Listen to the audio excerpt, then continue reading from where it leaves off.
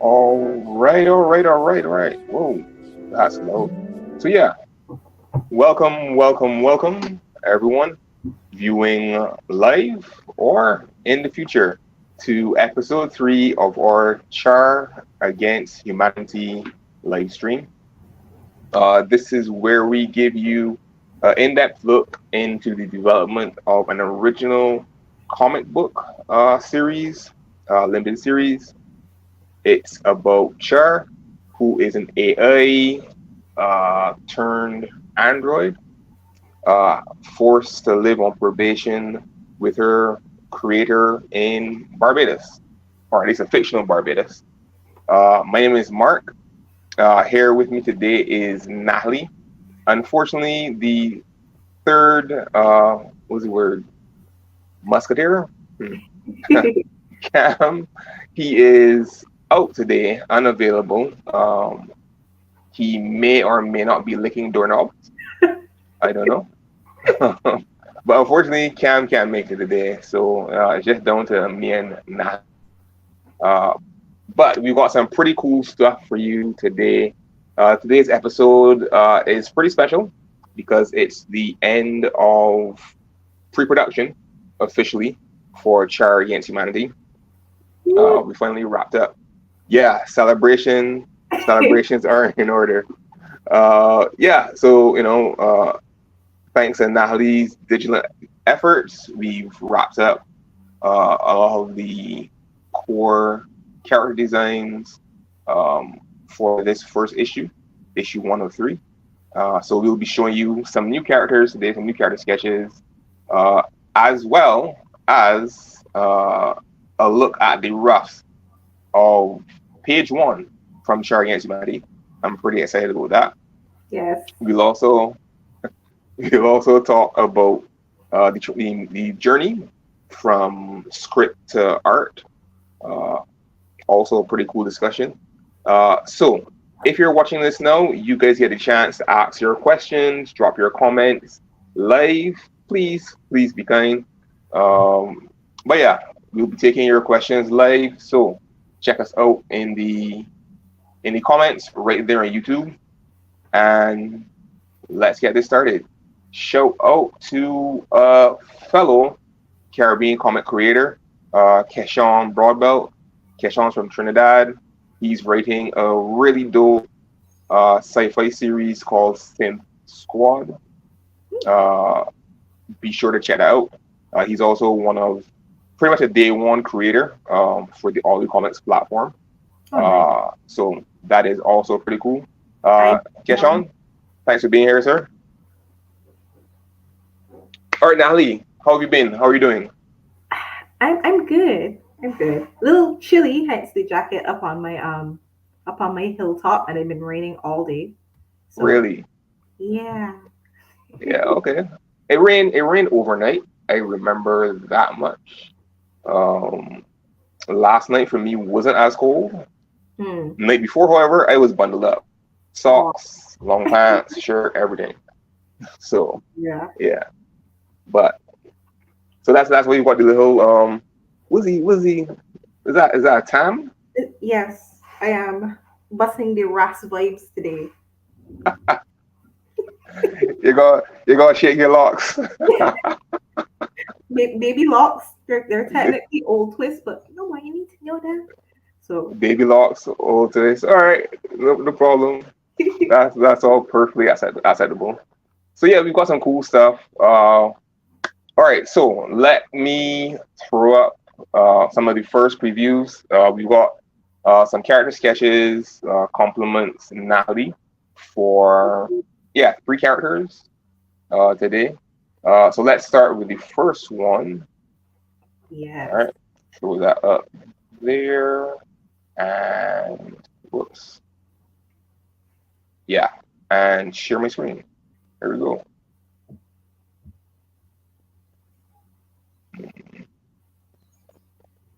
Yes. All right. So hopefully, yep, everybody's seeing this. Great. So Natalie, tell us a bit about this character from your perspective. Okay, so this is the lovely sour faced kind of agent TBD. Listen, this is exactly the name that I was given in the script. Agent TBD. Not referred to by any pronouns, just said, um, what was it? Androgynous K-pop esque. And I was like, oh, he's like a androgynous K-pop Blasian. So I was like, okay, okay, so a pretty kind of Asian with a tan, maybe some curly hair or something. And this is what I came up with, looking up all the K-pop guys. And we had like a mini debate in the group of whether or not we should give them cheekbones because it was like, do we want them to be completely baby faced or have that little edge, give them some cheekbones because they're supposed to be a whole like soldier officer type person. So when it was just like baby faced, it was like, excuse me, sir, you come to do what? Who? All Arrest who? Not you. Let right, me go. all right, babyface, babyface. Yeah. Yeah, let me. I think. Yep, that's the babyface one. All right, so let me throw up. So, oh, is it that? No, that's not the babyface one. Ah, Yeah, find the proof. the proof is there. Ah, here we go. Windows and their yes, good. And their file system can Mm. be fritzy. All right, so here's the babyface one for comparison.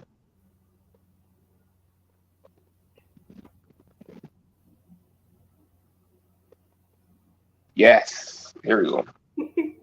Yeah. It's such like a subtle change, but I feel like it's impactful between like, I don't know, just being like a soft, angsty teen or a bit more of an official, serious agent by having some cheekbones. So it's kind of funny because one of the biggest K-pop bands is BTS. Hmm. I think that's the name. Yeah, I'm not into K-pop. I've heard me either. some of their songs. But literally when it was coming out with this character, and yes, the character is called Agent TBD. Uh, honestly, I don't have like a regular name for her. So this is pretty. Yeah, that's pretty interesting. But I was thinking I wanted to have a character. I want to have a cast of characters. One that was very much rooted in the Caribbean. A good chunk of the story is set in a fictional Barbados, but I wanted to have characters that you can kind of see like every day in real life. You know, not just have like this homogeneous type look to all the characters. So I Yeah. wanted to do something different with this one.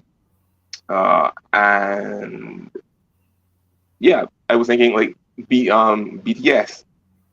All of their members are kind of like for guys, they're pretty. Super soft, super pretty. Yeah, you know. And I've always found that interesting for K-pop versus like say remember back in the day Backstreet Boys in Sync. Was that Mm. the one that Justin Timberlake was in? Yeah. Anyway, like those boy bands from like the early 2000s, they were always, at least the Western boy bands, were always still like generally super polished, super like, good looking. But K-pop bands, at least from like BTS, you like it wouldn't take much for you to question, is this a guy or a girl? You know. Mhm. Um, so that's kind of thinking for this. Yeah, but Agent TBD and the original name was literally just supposed to be a placeholder to be decided. And I was Oh, like, why not make it like her agent name? What she's always called 3. through the series. Oh, So yeah, that's where we at.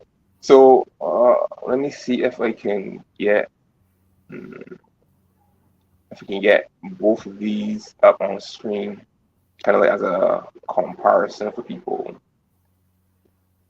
could you show them the body inspiration for her too? Ooh, yeah, yeah, yeah. I didn't have that. I didn't have that set for The stream? the stream, but it'll probably take me a little bit Hmm. to throw out. But yeah, Agent TBD is entire screen. Uh, sure. Oh God. All right, so that's up there. Uh, too many things to juggle. Let me see. Oh So there. that's one there. Because That's two there. when Ha! you showed me the body inspo for her, Mhm. for that moment, I had no clue if it was a man or a woman. It was just Agent TBD, literally. When Mark said that he was being a bit loose with the script so that he could give the artists some creative liberties, he was being serious because I just thought it was maybe a guy with a baby face. So from the moment he like showed me the body inspo, I was like, oh damn. And then I couldn't see her as anything but like a tough woman instead. So yeah, so here here on the left is the cheekbone version, Mhm. and then on the right is the more baby face look for Agent TBD. Ha, words. uh, oh, and this one on the left, you added eyelashes after I think seeing the body reference, and it finally hitting, or this is supposed to be a female character, right? Yeah. Even though like eyelashes could fly for an androgynous guy too. So Like the world is weird. So apparently, I have eyelashes that are the envy of like some females.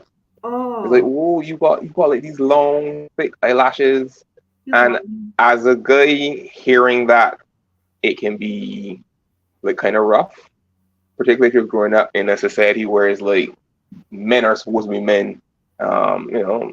So like anything that people would think would be feminine on a guy gets these weird looks.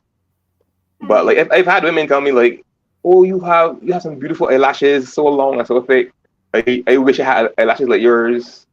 And I'm like, "All right, not really thinking anything about it unless one of them gets it." And it's like, ah. This is But part yeah, of the natural law that guys a lot of the time, I would say maybe like 50% of the time, guys have eyelashes and eyebrows. They're just and they don't need to do anything with it. And then we gotta be out here. So y'all just be lucky walking around and don't know what you gifted with. is it? I It's all mean, right. I've seen women who it feels like all of their facial features are drawn on, and in a hard rain, they would end up like a mannequin, like no features, like drawing out eyebrows and sticking in eyelashes. Take them. Personally, I don't get it. I don't know how you can stand like either somebody like sticking on eyelashes, like fake eyelashes, or are you doing it yourself? I've never done that, but I am And not like a big makeup person. but it's weird. Like I've heard like horror stories of people using like there's supposed to be a special glue for that stuff, which is sort of like non-toxic and that kind of thing. But Yeah. people using like regular glue to apply eyelashes and then or like contact cement. They're weird horror stories. And Excuse then me. it's like they're gone blind. Uh, I don't know. So in the chat, people, what do you think? What is your preferred face for our agent? TBD, let us know right there in the comments. All right, so we've got some other cool stuff for Agent TBD to show. Shout out to a guy like Resident 76, uh, another amazing Caribbean comic creator.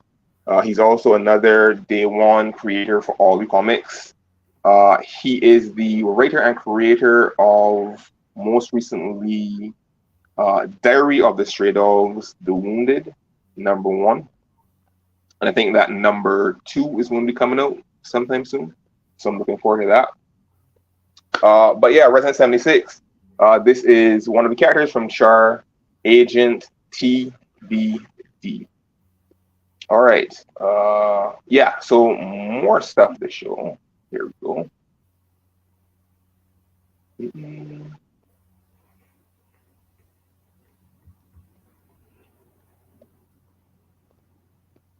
All right, so this is the first look of Agent TBD in her work clothes, if you want to call it that.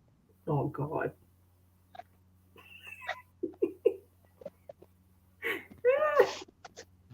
So all right, more about Agent TBD. So she is the AI what anti-vaxxers are to like vaccine. So she's fiercely against artificial intelligence. In this story, at the start, C.H.A.R, who was created with the best intentions, ends up serving as the military command and control AI for this tiny fictional Eastern European country. And so when Agent TDB and her unit, catches wind of this, they actually launch a tactical strike and essentially seize C.H.A.R, or arrest C.H.A.R, who is this world's first true AI. So in like developing this project, there are actually a lot of real world, very smart people. Stephen Hawking, who died, I think. I said smart people. Elon Musk, yeah, and some others who are fearful of like actual AI. I'm not talking about like Midjourney or like was it Chat GPT or anything like that. I'm talking about actual like AI from sci-fi. A lot of these people think that it's pretty much going to go straight to like a Terminator, Skynet, kind of development, or at the very least, AI is going to come and take all of our jobs. So, there's that. So that's a kind of mindset for our agent TBD.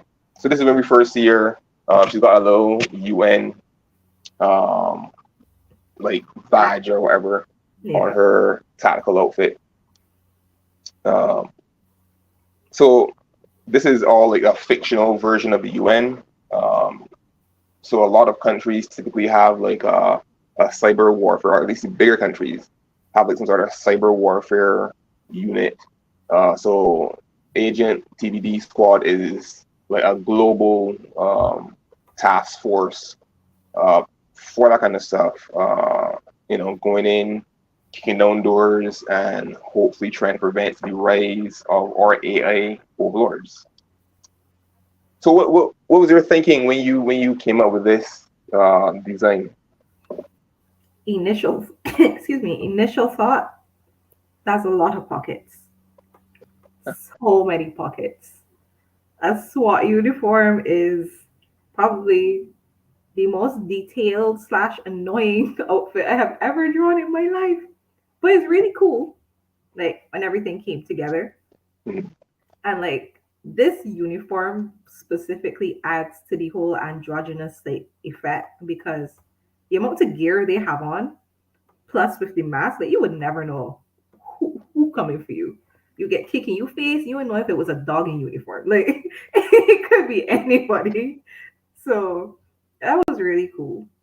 I had to once again look up many references to get like all the little details on it. Like how many pockets exactly? How bulky are these things?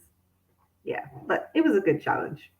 So I think my first comment on seeing this in our group chat uh was something like, "Oh, you're channeling '90s Rob Liefeld."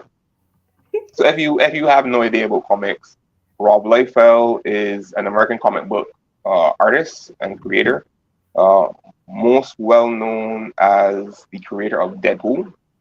oh, Uh, and he was one of the artists that founded Image Comics. So back in the '90s, a bunch of artists from the DC and Marvel decided, hey, we're gonna do our own stuff, create our own characters, and they kind of banded together in this what's a good word, collective, um, under the banner Image Comics. Image Comics does stuff like Spawn, which is Todd McFarlane, another one of the founders. Jim Lee was in there at one point with Wildcats. Um, and I think one of the biggest names coming out of Image is the graded Invincible. mm. Shoot. I'm going to blank on his name right now. So if you know his name, drop it in the chat. Help me out. Save me from my senior moment here. But yeah, so I like to poke fun at Rob Liefeld for two things. One, his '90s characters like Cable. Um, is he one? I think he might have co-created Cable. I think I know he created Deadpool for sure. But Cable was another one of the characters he used to draw a lot back in like the '90s, and he always draws these like super hyper muscle characters with lots and lots and lots of pouches. So many pouches. So yeah, Oh, when I first saw that, I was like, "Yep, Natalie's channeling Rob Liefeld." The other thing I like to make fun at Rob Liefeld is that he never seems to draw feet. And I think it's kind of slick, like the way he would kind of like do stuff, so he wouldn't have to draw feet. So like um, a lot of the scenes and stuff and panels he would draw would be like from knees up, or there's a lot of like fog or smoke on the ground.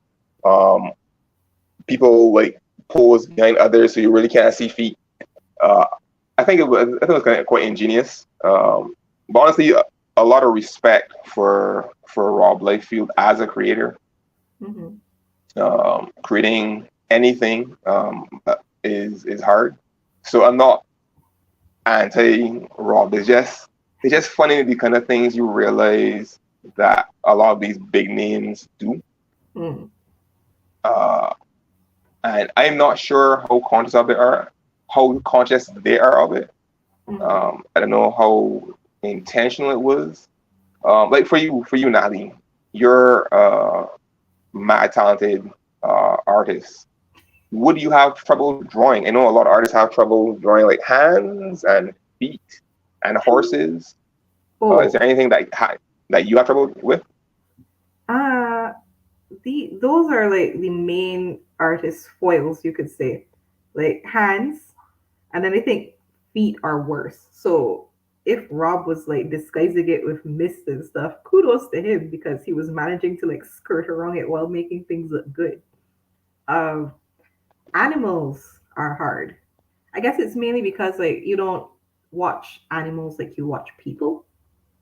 So getting like all the little anatomy bits and making sure that animal looks realistic and proportional and not like some weird like you were drawing an animal by memory or a weird like dream sequence horse that I don't know got a tail where its leg should be.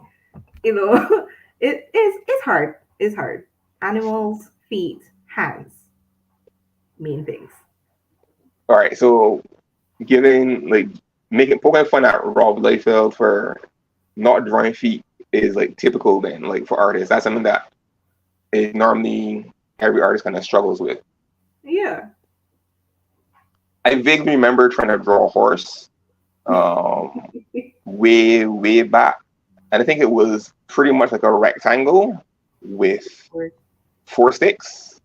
So I did not want to talk, man. Not want to talk. All right, so Keshawn, and he's saying that as an artist, he can kind of appreciate makeup, but it goes too far sometimes. I agree. I agree. Oh, and so we got one vote here Woo! for Cheekbones. So you're definitely Team Natalie.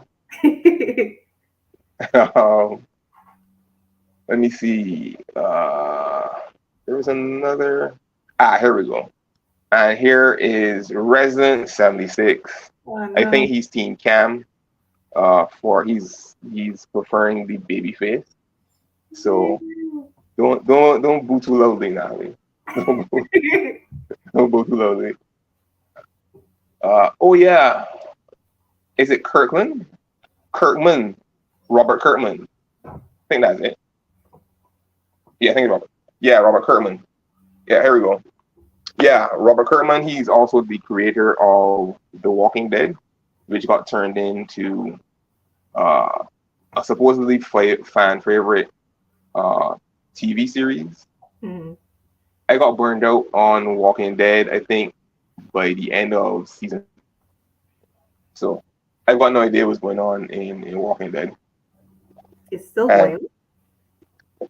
I think it's still showing. And I Wow. think they had like a couple of spin-offs. Oh Fear jeez. the Walking Dead. I've heard of that.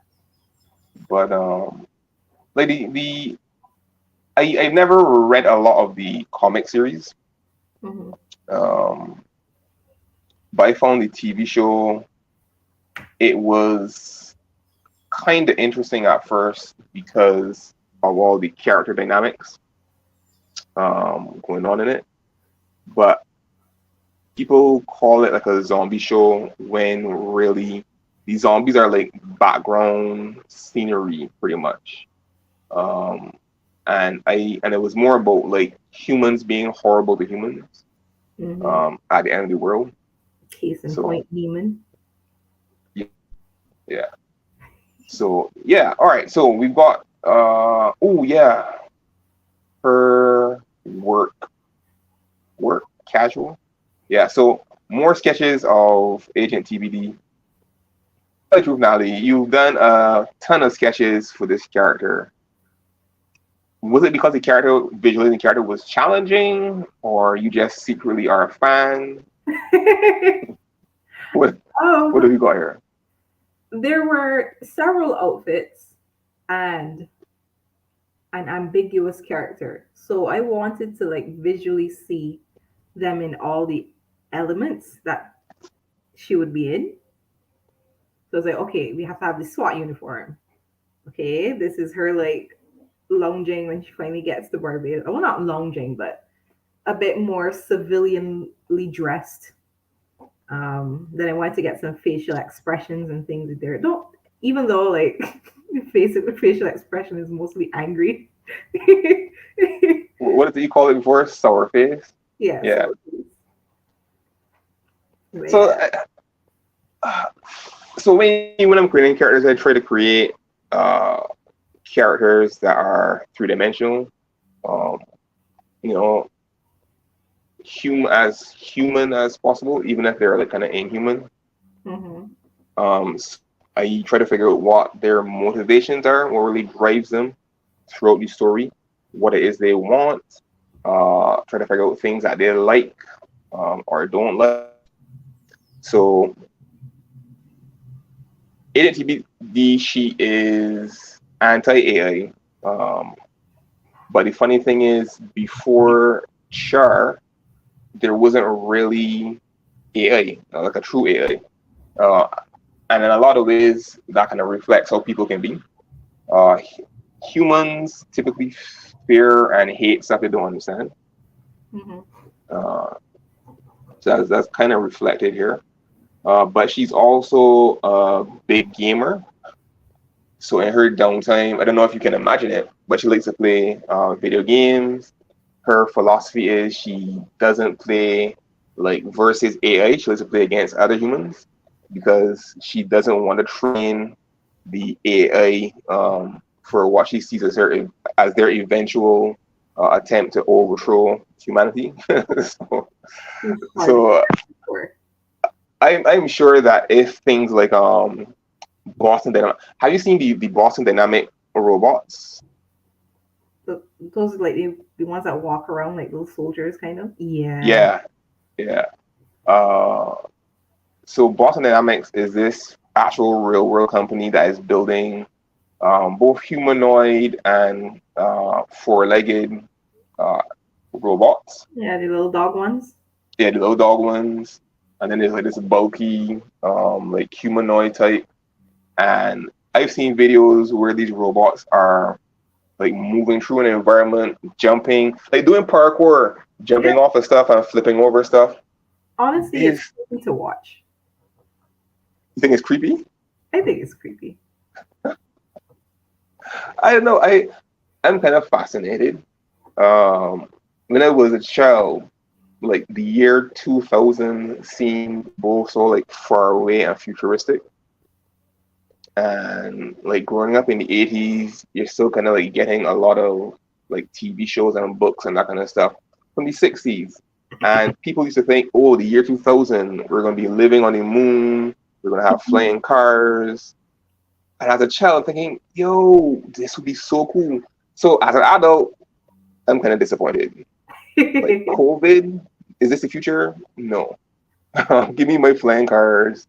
So I find like the Boston Dynamic robots on one hand really cool to see what people can do with technology.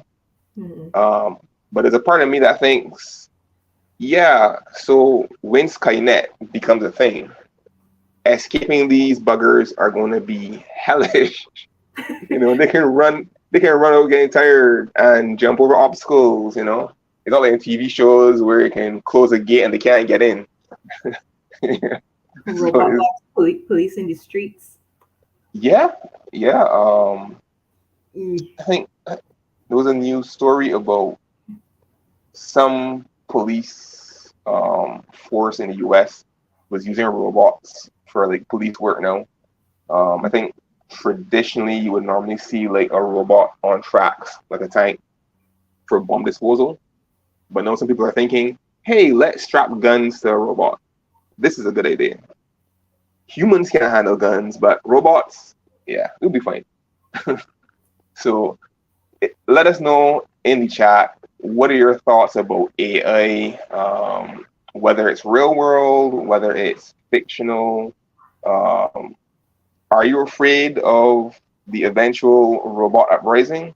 Yeah. Or are you going to be one of those people who will be welcoming with open arms or overlords? Let us know. All right, so that's Agent TBD. We've got a lot of sketches for that. We do have some other sketches for a couple other characters. Give me.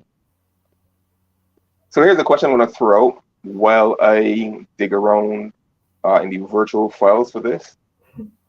Who do you think will win in a fight, a shark or an owl? Weird question. I get it. But it's super totally 100% relevant to the next characters we're going to see here. All right. So share screen. Yeah.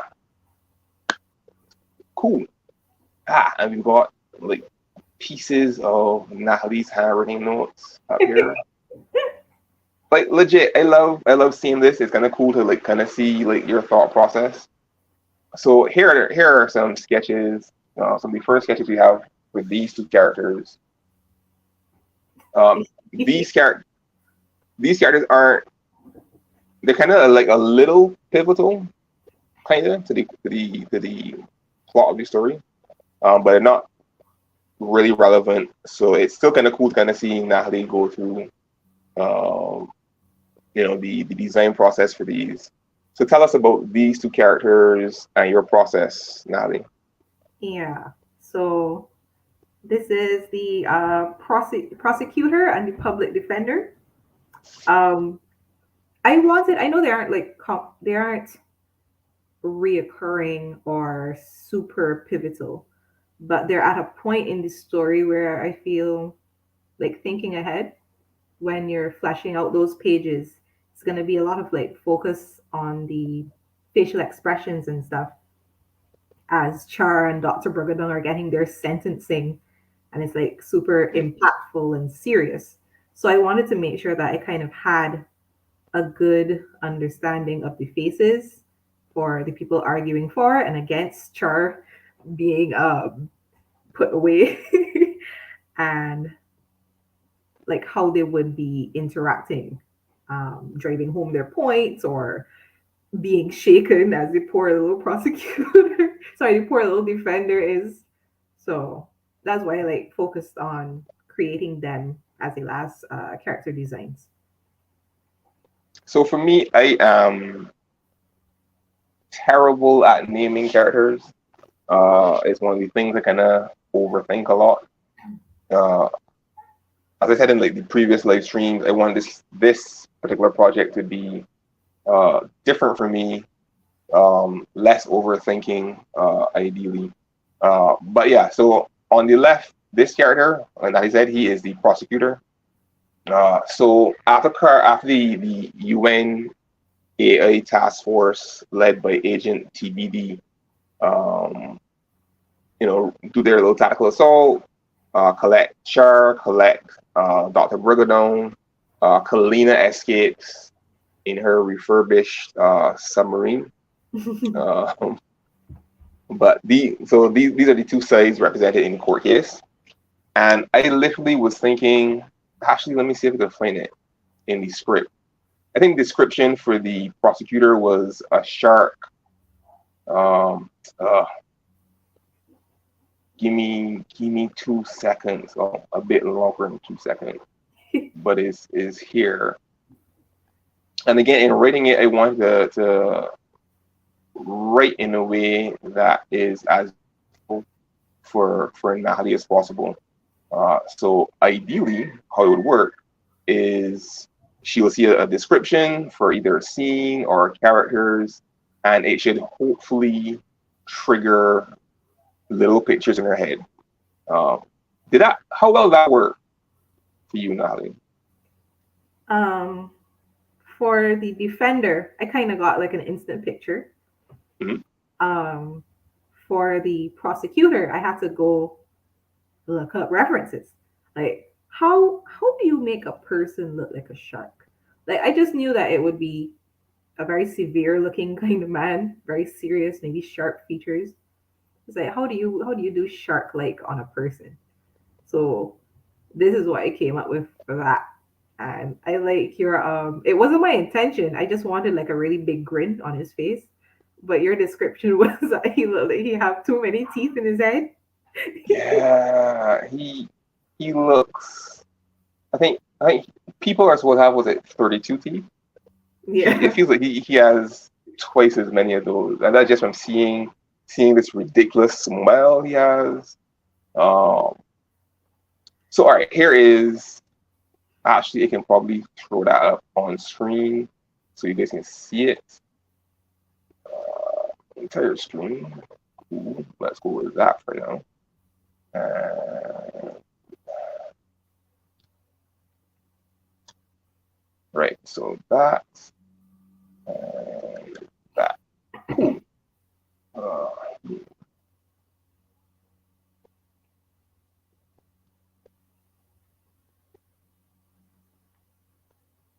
all right, so just trying to get this all on screen so people can hopefully not sprain their eyes. Right, so this is the description of the lead prosecutor. That's what he called. And again, he's not a super pivotal character in the overarching story. From what I can remember of the entire series outline, you probably won't see him again. But as it reads, on the left, the lead prosecutor looks like a great white shark in a clean, crisp, bespoke suit. Next to him is a team of 5 lawyers. all looking like a school of remoras in formation around their whole shirt, crammed into a slightly less expensive bespoke suits. So I want to kind of show that relationship between the lead prosecutor, um, between his fellow lawyers or junior lawyers. Um, a lot of my I'm not a lawyer, so a lot of my um, knowledge about lawyers are from books and TV shows and movies. Um, I think that's but most. typically in fiction, you always know when one side is outclassed, when there's a bunch of lawyers on the other side. So that's the kind of like thinking that went into this character. So I think Natalie did a bang up job in designing a character that looks like a kind of human great white shark. At least the teeth for sure. It looks like he's got too many teeth in there. The other lawyer, this is the public defender for Dr. Brigadone and Char. Um, if you're in the comments freaking out about the possibility of an AI being taken to court, this is entirely fictional. So suspend your disbelief there a bit. Let me see. What was the description for the lawyer? Uh, uh, so for sure, the public defender, she's described as the speckled lawyer.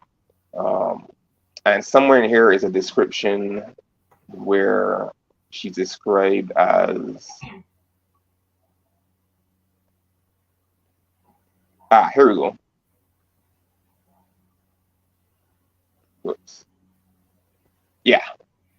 So a downcast Dr. Brigadone and their befuddled court-appointed defender looking like a windswept, bespeckled owl. Yeah. So basically looking like an owl that get fuzzled by the wind. Um, so owls, we don't have owls in Barbados. I think like, due to migration patterns, I've seen ospreys. I think they're kind of hawk. There was one that nest in tone on the IRD building, and then I don't know if it's the same one or a different one, but there was one that nest out by the Hilton. Um, so if you're not from Barbados and you're trying to visualize what I'm talking about, we don't have a whole lot of like high rise or super high rise buildings here. The tallest building uh, in Barbados is the Central Bank, which is around 50 meters. Uh, that I know that number for sure because it ties into another character that we're going to see later in the series. Oh But yeah, so we don't have a whole lot of like really tall buildings, but I think we do have a kind of like a few non-native birds that like come down to Barbados to roost. Like tourists come for the sea and the sun and whatever it is that birds of prey like.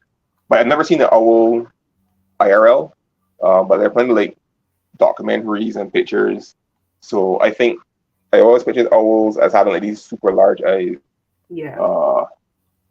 So this character, I think Natalie did a really good job in capturing that.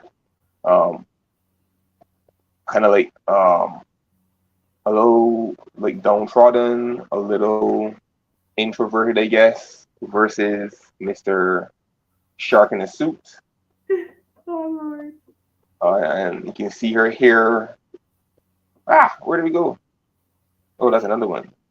Okay. But yeah, where did it go though? Where did it go, George? Anyway, so we can see her here kind of like frazzled out. So even though she got it in a bun, you're seeing a bits flying, which is kind of cool. All right, so we've got some new people on the stream. Adriel Allen. Hey, Adriel, thanks for making it. We've got another regular and last episode's special guest, Julia Mosley. Thanks for Thank being here as you. well during a very busy day. So at this point, we're introducing you guys to some new characters from issue 1 of C.H.A.R Against Humanity. We've talked about and showcased Agent TBD, the resident AI hater, and a kind of antagonistic character for our protagonist, C.H.A.R.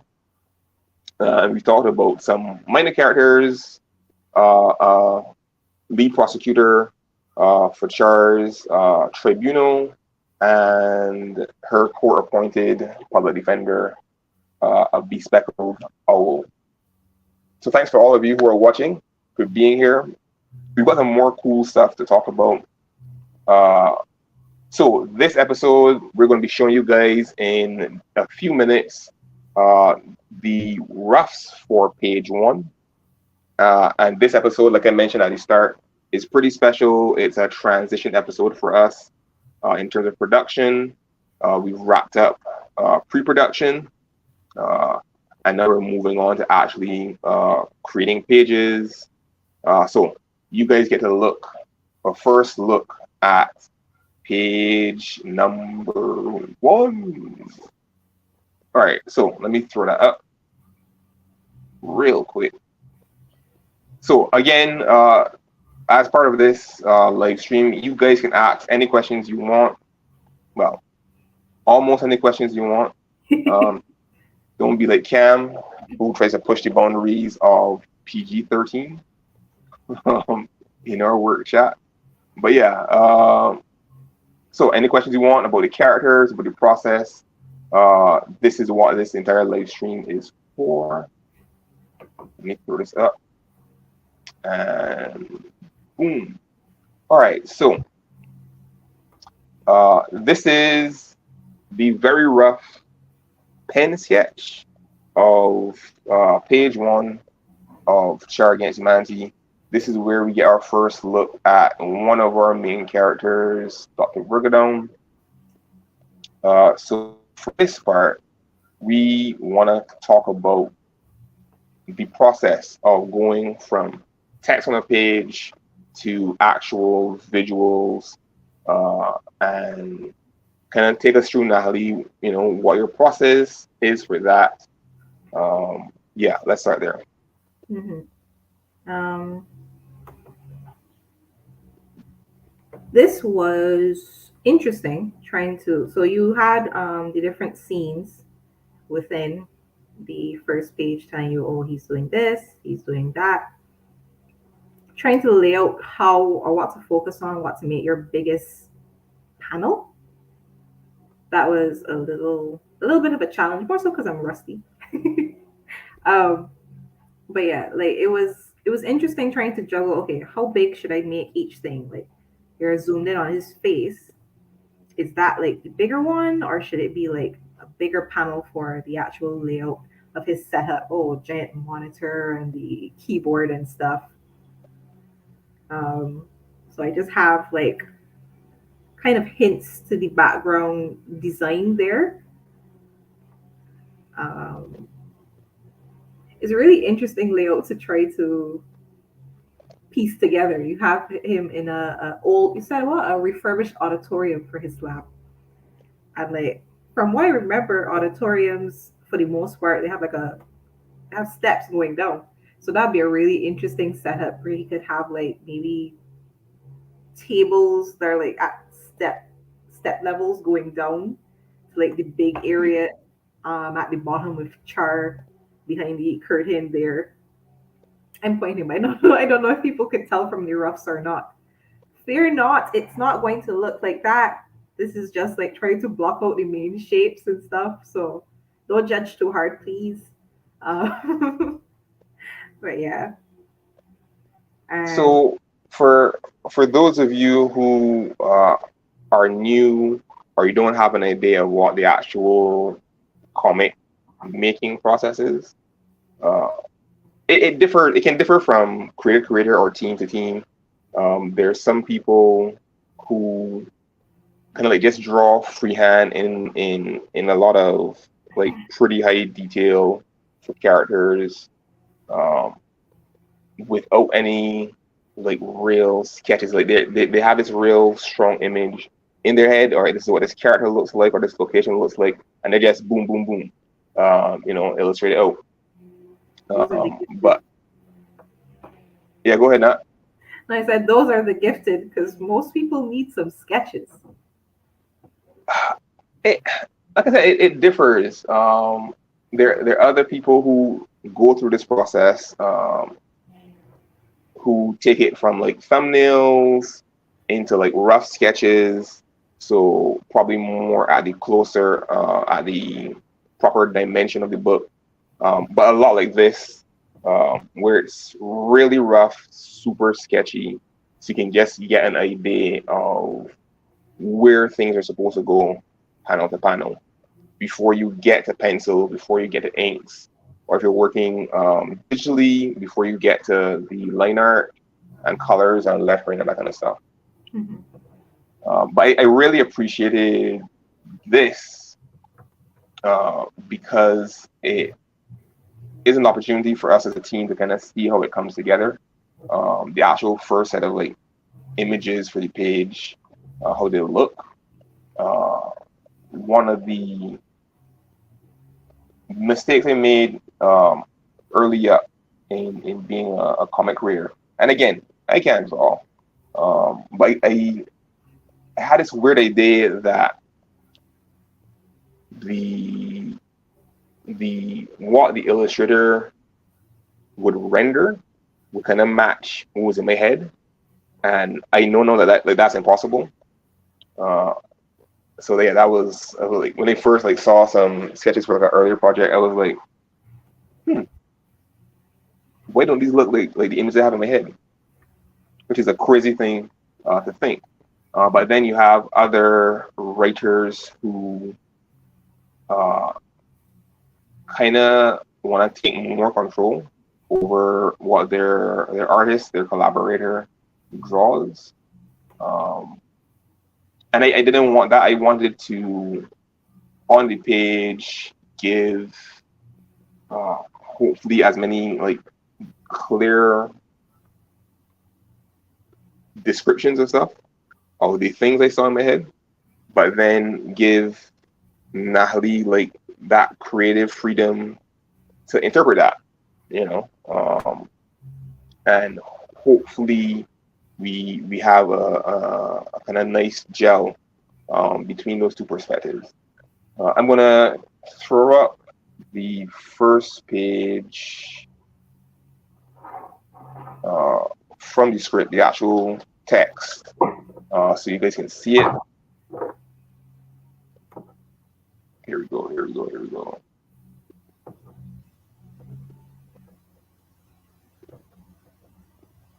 All right. So here, here. Cool.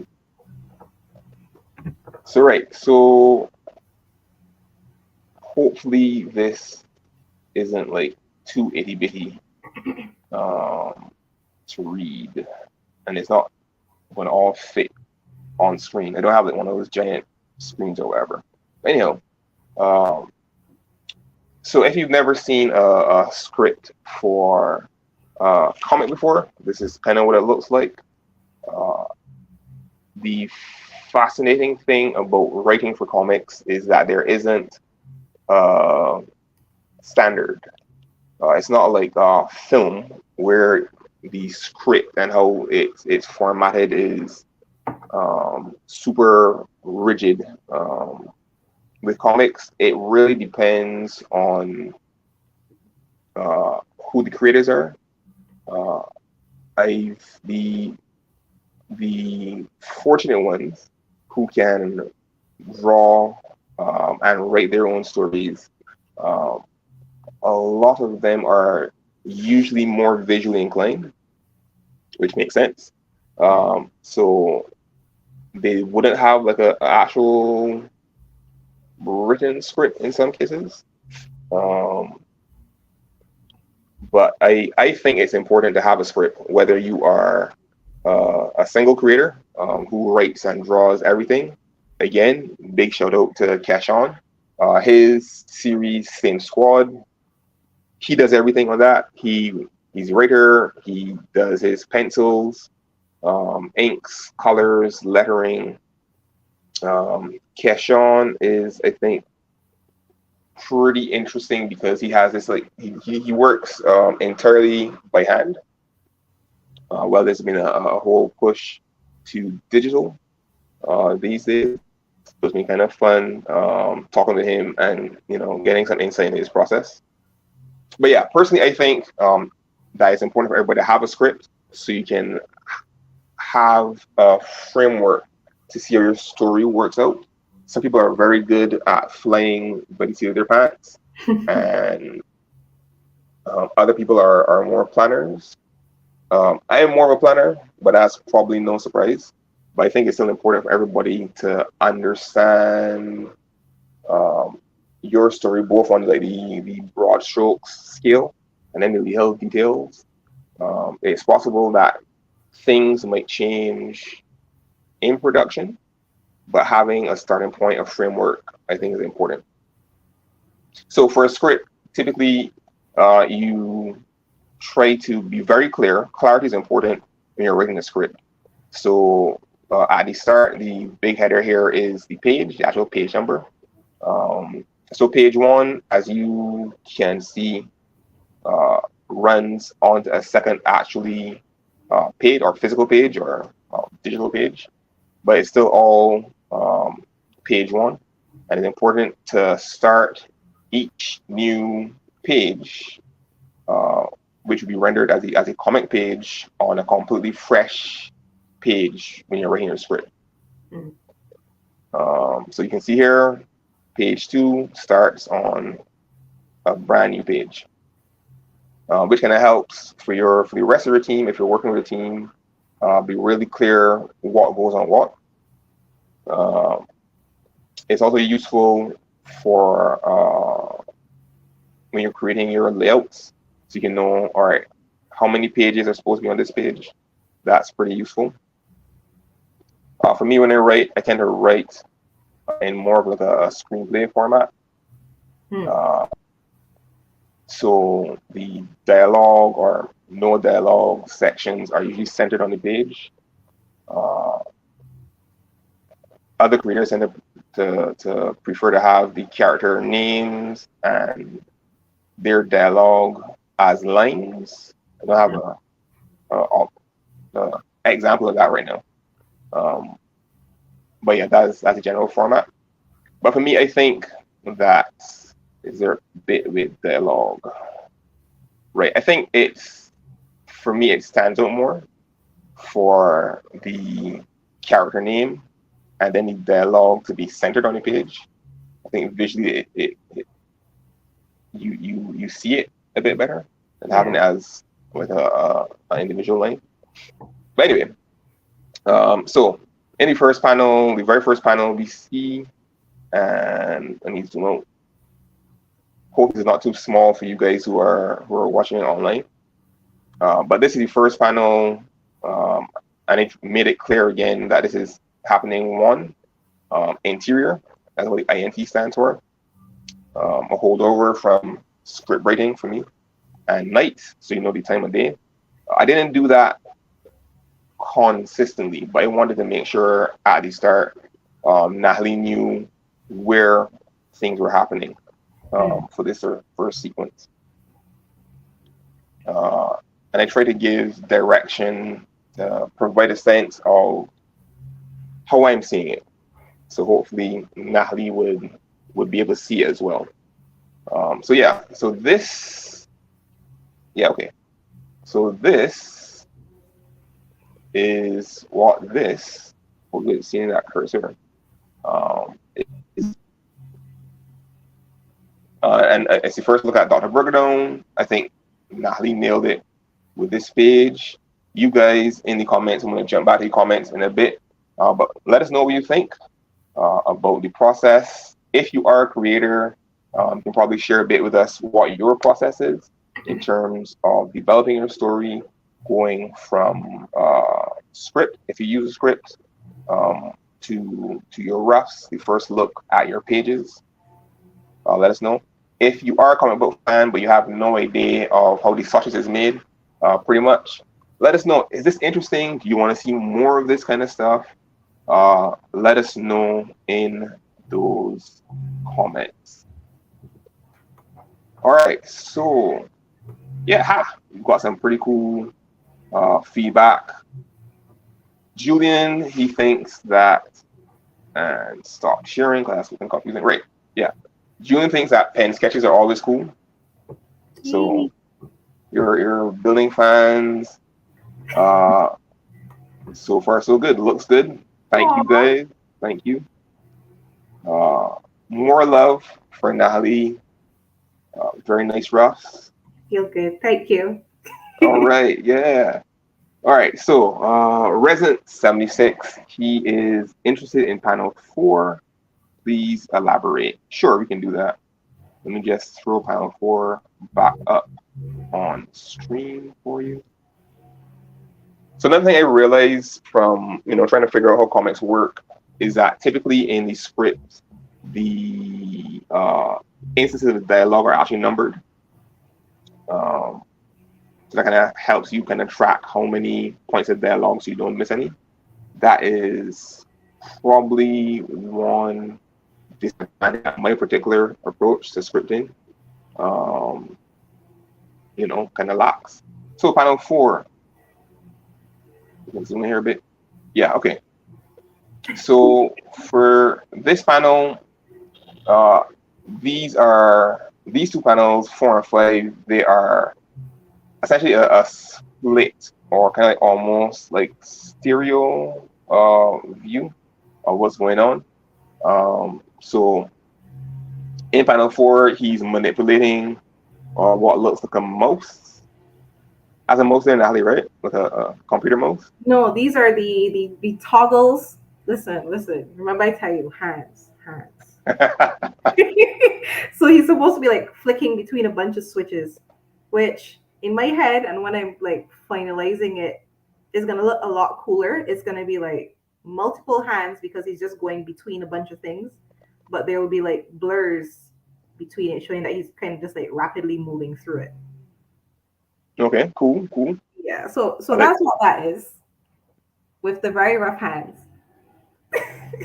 Hey, they love this page, so don't be too hard on yourself for hands. But yeah, it's supposed to be like a split panel view showing what one hand his left hand is doing on that's panel 4, and then on panel 5 what his other hand is doing, his right hand is doing. The thinking behind this from a writing storytelling perspective, sure this guy is like busy, hard at work, with like this kind of like manic energy to it. That's pretty much the thinking here for this. But good question. Thank you, Resident 76. All right, so Keshawn, he's saying, if I try doing a script, I never get anything done. Laughing my ass off. So I find it pretty impressive when folks can generate a polished script. Cool. This is literally the grass is greener on the other side. Because I think what artists can do is super damn impressive. And from so comics are very much a visual medium. So the artists and the colorists typically get a lot of the attention. That was definitely the case with how Image Comics started. You had a bunch of rock star artists who wanted to do their own thing. And then roles like the writer and the letterer usually don't get as much shine, pretty much. But that's kind of be expected. So as a writer, I'm impressed by talented artists. So it's kind of fun to see talented artists being impressed by a script. So thank you very much for that. Mark's day. Yeah, this is pretty cool. I'm glad that people are interested in the process. And yeah, it's kind of cool to kind of show what you're doing. So Resident 76. Oh, he got it. Nice. Cool, cool. Glad that's cleared up. Natalie's kind of walking the plank right now because she said it's going to look so much cooler. So definitely Oh Lord, no pressure, right? no pressure. Uh, so if you want to see all of the polished artwork, and we're going to be separating it into the finished polished line art and the colored pages.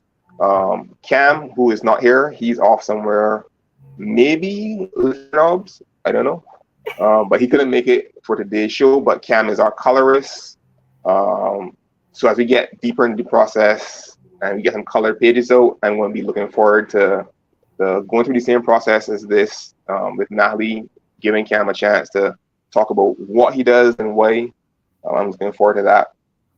But you can find that stuff when we get it there on the Ko-Fi. We're running a Ko-Fi crowdfunding and development crowdfunding for this project.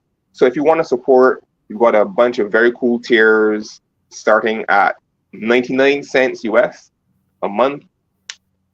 This process, the entire process is estimated to take down until April.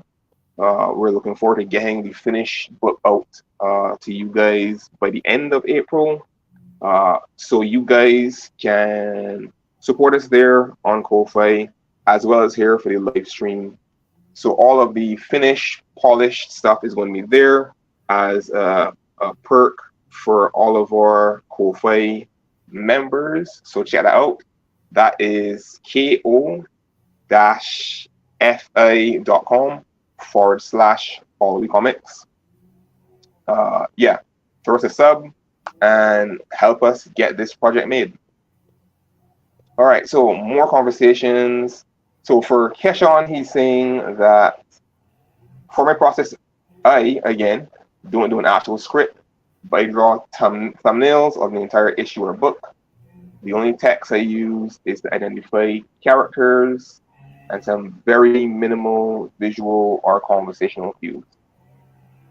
Which again is kind of cool. That's one of the things I like about comics. Overall, it can honestly be a bit of challenge if you've got a collaborator and you've both got different perspectives. I've met some very talented people who would have never seen a script for a comic. I remember talking to Resident 76 about his process, and he says that like with his frequent collaborator, they just have like conversation on the phone, talking about the script, talking about the story and changes, that kind of stuff. So it's fun to see the process for different creators. I don't think there's a right way specifically. If you're working like with this for our group, writer and illustrator and colorist, clarity is the big concern. Being able to communicate clearly what your ideas are. I like writing stuff down because it serves as a record. So that's one of the appeals for a script for me.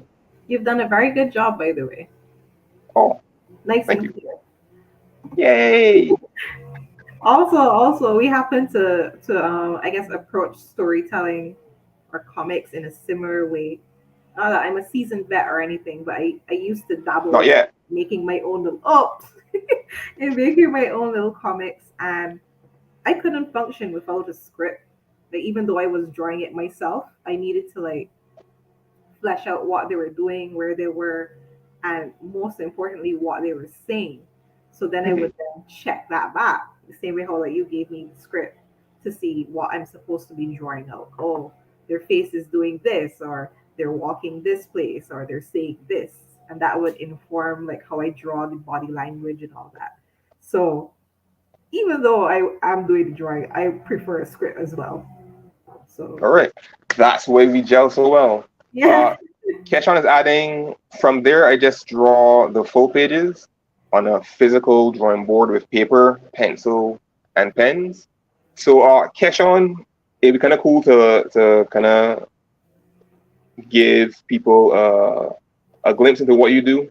Last episode we had Julian Mosley, who was our special guest. So it's kind of cool to have you on the live stream, maybe for the next episode in 2 weeks, if you're available. So you're gonna show us kind of like what you do, and hopefully give people an idea of one. There are very talented people in the Caribbean who are creating amazing comic books, as well as a look into the process, so that people know that pages and comics don't just magically appear. uh, Here's an umbrella, some shade for Cam. Okay, Sean, as long as he isn't licking them on other planets. Yeah, that's our angel. We think that Cam licks doorknobs. Um, he was saying earlier in the week that he was sick. So, but yeah, Cam is a good sport, as well as a talented guy in his own right. So we're actually missing you, Cam, from this show. Hopefully you are here for the next one. All right. So how hard was it, Natalie, going from the script to this rough for page one? Um, Not super hard, but it did require some thought because as clear as you have things like written out, there's still room for interpretation of, like, say you had like slightly below view for the first panel, slightly below view of him. So I could choose to have him from like dead on center like this. I could choose to have him off to this side or that side. So it was like little things like that. It's like, okay, what do I think would be the most impactful or the most dynamic? So I decided with like 3/4 view here, then a bit more forward facing here, then dead on from like behind him, that kind of thing. So little tweaks that I think would make each each panel a little more varied and impactful. So that was interesting. That is pretty much the ideal for me. I love working with artists who want to bring something to their art. Uh, so Resident 76, he's a pretty prolific creator. He and his team at Beyond Publishing Caribbean, they've done a good job for at least a decade bringing out new comics or graphic novels at least once a year. And there's this older book that they did, Life and Death in Paradise. And that's a like a crime drama story. Uh, but there's this one sequence where there's a story inside a story. I remember talking to Resident 76 about it, and he was like, "Yeah, that's just what Matthew brought to it." So the story of this little frog in the background of this gunfight over the space of like 3 panels, and I think at the end panel, the frog ends up as a casualty as well. But in the earlier panels, you're seeing him like kind of like freaking out in the background, and then like hopping through the sequence, and that stuck with me because I think, yeah, that's super damn cool, you know.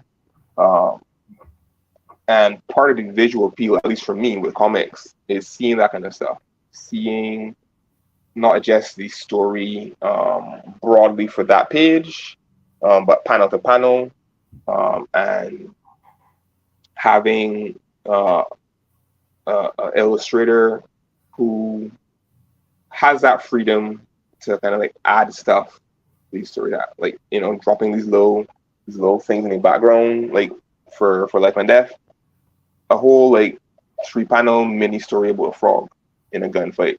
So that's kind of cool. So Natalie is great at bringing stuff to this story, you know, her own special flavor to it. So right now you guys are seeing a very rough sketch I am looking forward to seeing the finished polished line art, and two, Cam doing his wizardry on colors. Yeah, I think this is going to be pretty damn sweet to look at. So you guys got some stuff to look forward to. All right. Final things before we wrap up. Let me see. Yeah. So, Natalie, real quick. Mhm. We've talked about new characters, Agent TBD. We've talked about the lawyers, the lead prosecutor, and the public defender. Uh, and Shani looks at that. Here we are officially at the end of pre-production for this, our third episode in our bi-weekly live stream. So let's talk about characters and relationships. So for you, Natalie, out of all the character designs you've done, do you have a favorite character in terms of designing? Design wise, Hmm. hmm, I'm a little torn. I like, I know again the prosecutor and the defender, they're not super pivotal, but I like the defender. Like the she's just like so round and like a little cinnamon bun. She's out of place in the wrong place, going up against literally a shark. Like he looks like he will eat her for breakfast. She has like zero chance of getting Char and Dr. Brugadel out of this situation. And she just, the whole image I had in my head of is of a lady completely out of her element. She's scared. She wants to do a good job, and she's probably a competent defender in her own right, just not for this case. So I kind of personally connect to that little anxious, poor little thing. So yeah, I think she's my favorite like character design. Yeah, character design for sure. That's her. That's my win. Cool. So it's for me as like the creator um, and the writer for the story. Again, like as a bit of insight, if you're looking to get into writing comic books, your your first audience is your illustrator. Uh, Typically for comics, the fan at the end of the day, they're not going to see your script, but it's super important for you to really flesh out the world as much as possible for your illustrator, for your creative team. And personally, it's cool to kind of see which characters people gravitate to. So Mm. now we're at this point. From a design perspective, this background character is the one that kind of like drew your attention. Um, so I think that's fascinating for that, and I'm looking forward to as we go through this process, seeing at the end for sure, which characters become like kind of favorites for people. Um, I think that's a good sign of like doing a good job for like a story, having people kind of take up the characters and kind of run off with them. That's where you see like things like fan fiction and all these like debates online for like Marvel shows and like Game of Thrones and Walking Dead. Uh, if you do a good job, I think people are gonna really take to your characters. Um, for me, in a lot of ways, I am too close to it. Um, Favorite? They're all your babies. yeah, they're kind of all my darlings.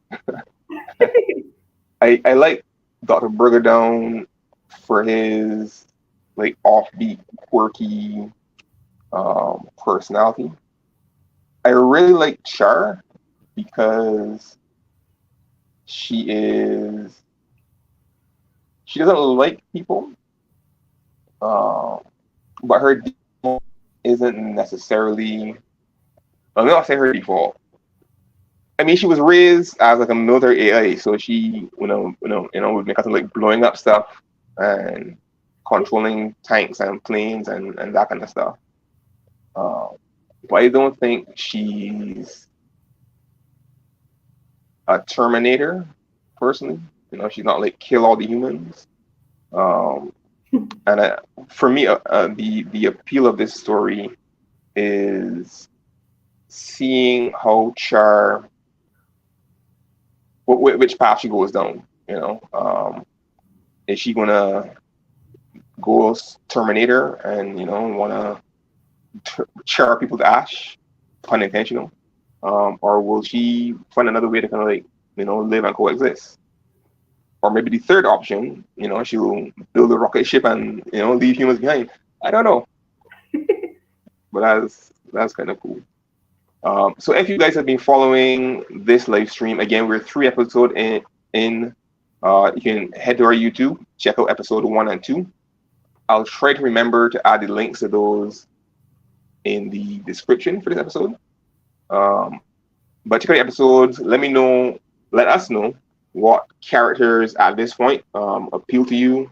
If you've been here from the start of this episode, we showed you 3 characters: Agent TBD, the lead prosecutor, and the public defender. You can let us know if which of those are interesting to you. Let's see, any question?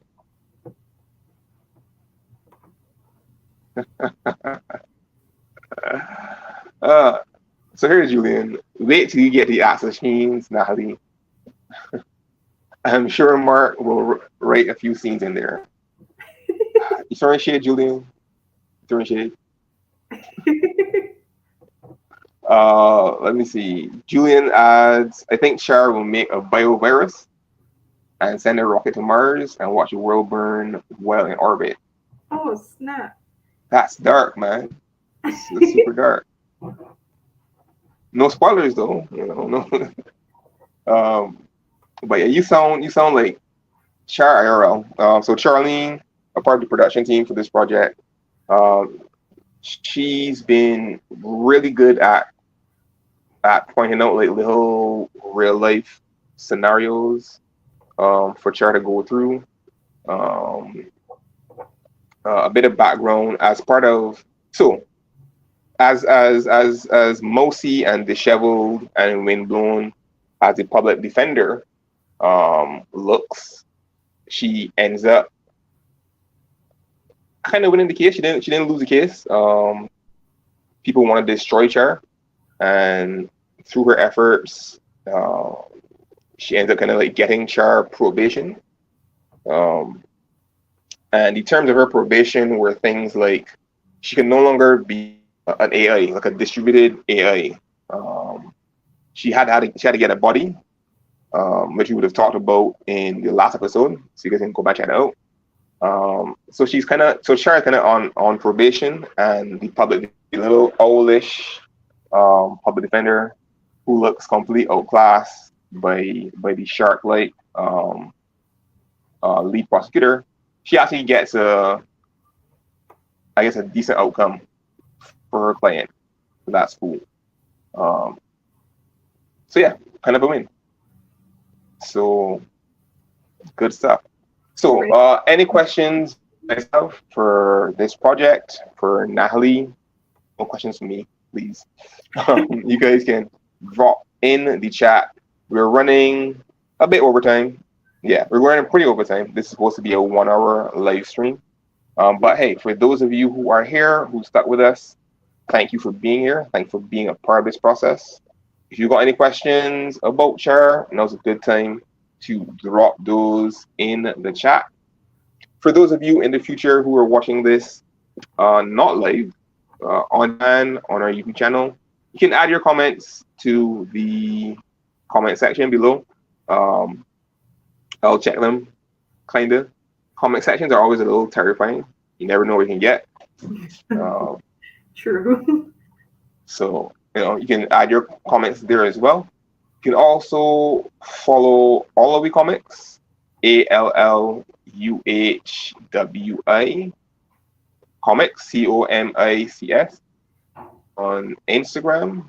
That's pretty much our digital home. For that, you can comment there as well. It looks like there are no questions.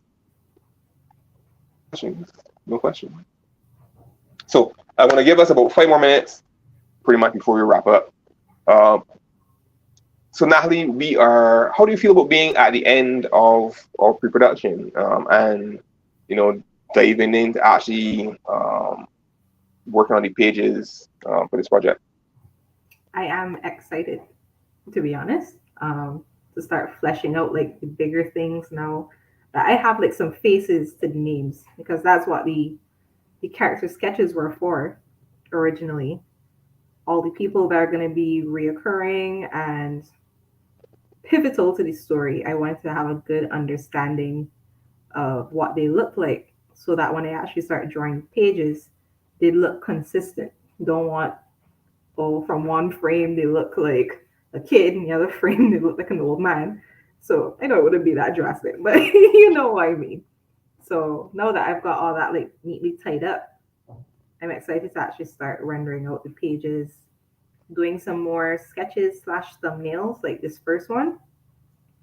Make sure the team is on board with the how the thing is progressing, and then get some lines down.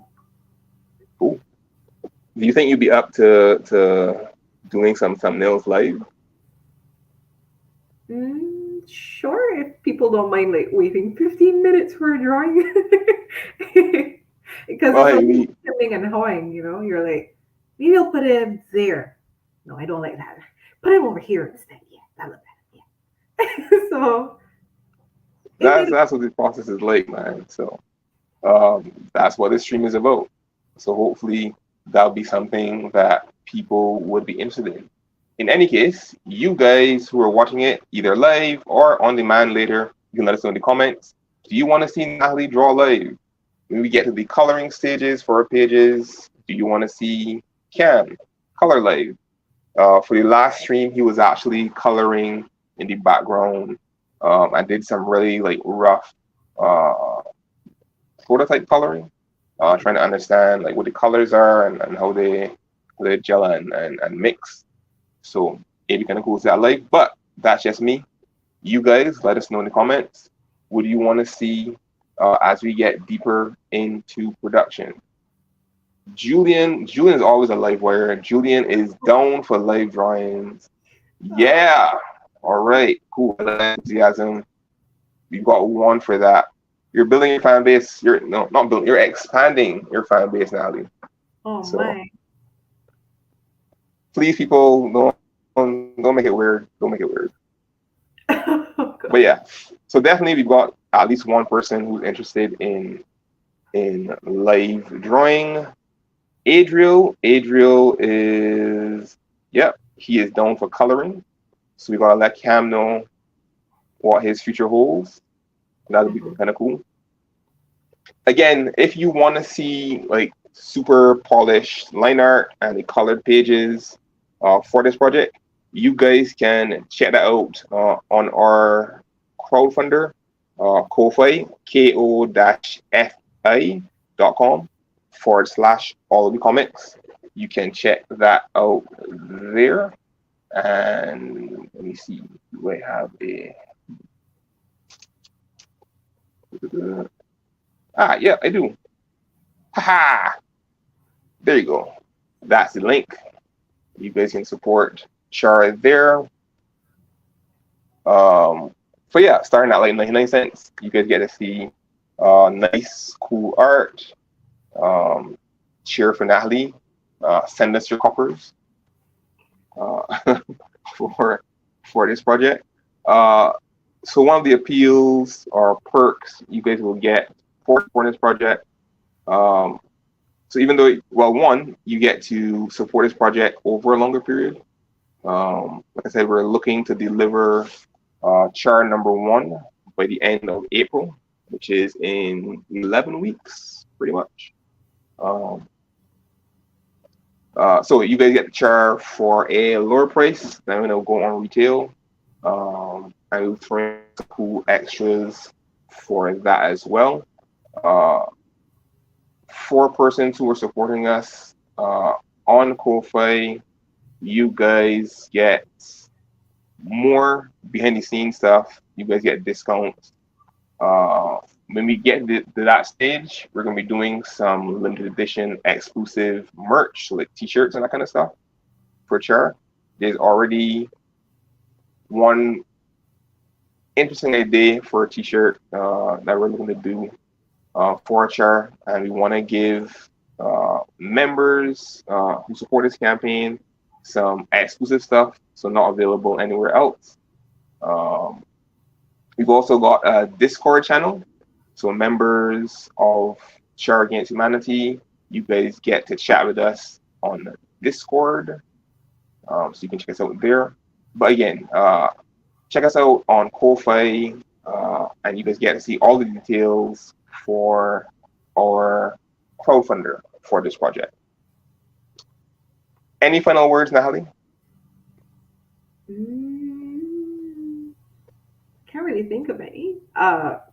Follow my socials to see like what other arty things I get up to.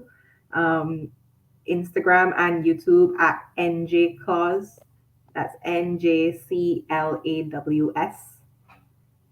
Yeah. All right. So, for people like Julian who are becoming members of Natalie's fan club, you guys can check us out on Instagram. You do some streams as well, or these videos on YouTube right now. Yeah. Yeah, so you can get more insights into the stuff that Natalie gets up to, art ways at least. For Cam, you can check him out on Instagram as well, of Jin, and that's Jin with two A's, Jiin, Jin over there. I'll make sure to add the correct links again into the show notes for this show. But that's it for us for today. Episode 3, C.H.A.R Against Humanity. This is our work in progress live stream. Very glad to have you guys here live. Again, shout out for all of you who are going to be who have viewed live or will be viewing in your time machines in the future on demand on our YouTube channel. This has been fun. Thank you guys for all the love, all the support. Check us out on our social media. Check us out on Ko-Fi. Here's the link. And we'll see you guys in 2 weeks. 2 weeks from today for episode 4. By that point, we will have more roughs in terms of pages to show you. We should also, well, on the Ko-Fi, you guys will be able to see the exclusive polished line art and colors for page 1, which we showcase for you guys here as a rough. So check us out there as well. Be sure, as usual, you're no strangers to how social media operates. So drop us a like on YouTube, hit the little bell thingy for notifications. I'm told that's how that works. And we'll see you guys in 2 weeks for episode 4. Be good and stay safe, folks. We're out.